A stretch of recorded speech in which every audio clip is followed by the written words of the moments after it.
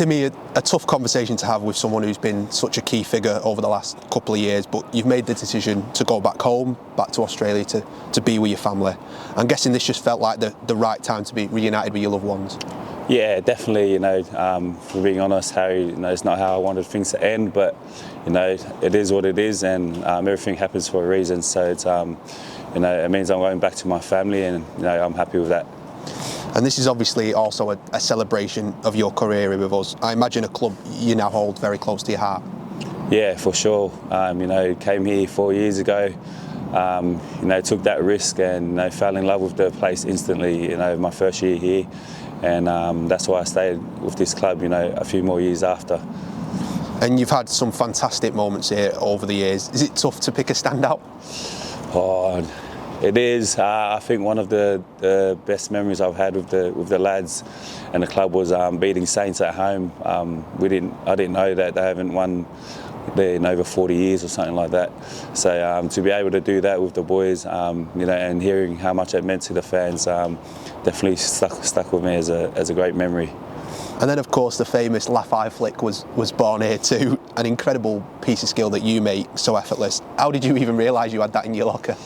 Oh, mate, it's just one of those things that you kind of in high school playing with your mates. You always have it with you as an island kid. I guarantee you go back home, everyone does it. So, it's just nice to bring it into my game here as a professional rugby player.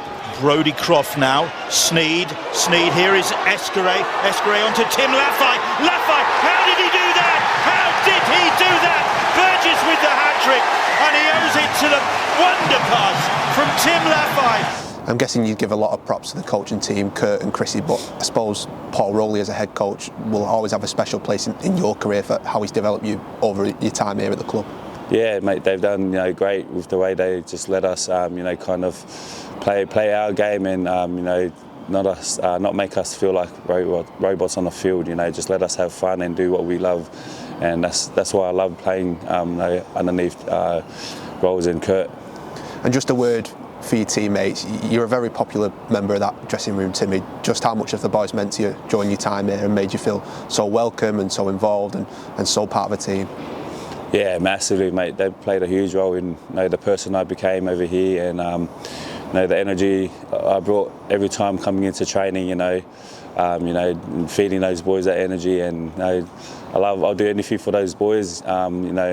On the field and off the field. They were my brothers. So yeah, they mean a lot to me, and they'll always have a special place in my heart. And just finally, a word for the supporters who obviously have chanted your name every week. You've quite quickly become a fan favourite with them too. They must mean a lot to you as well. Yeah, definitely. They've been along this ride with me and the boys. Since I got here. We've had some ups and some downs. Even those down times, you can tell who the real supporters were. Wherever we travelled, whether it's France, Hull, they always travelled in numbers, and it may be only a few thousand, but it sounded like over hundreds of thousands. Just their voices and those kind of things. As players, mean a lot to us. It makes us go the extra level for them. Timmy, you've been an incredible servant to our club. It's been an honour to have you represent the red jersey. We'll miss you, but good luck in your next chapter, and I'm sure we'll see you back here again soon. Thanks for having me. Cheers.